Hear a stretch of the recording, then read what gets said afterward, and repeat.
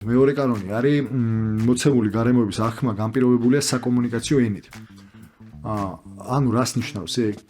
რომ საკომუნიკაციო ენა ფართე გაგებით რო ავიღოთ, ანუ ეს იქნება საუბარი, ეს იქნება ეგრეთ წოდებული body language, ანუ სხეულის ენა, ეს იქნება სახის გამომეტყველება, ეს იქნება თუნდაც ჩაცმა, თუნდაც ჟესტიკულაცია, ან მიმიკა ნებისმიერი. ეს არის რაღაცნაირი კომუნიკაცია, რასაც ადამიანები ერთმანეთში ვაკეთებთ.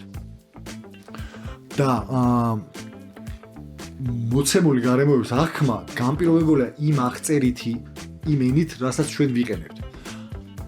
და მაგალითები მაგისი შეიძლება იყოს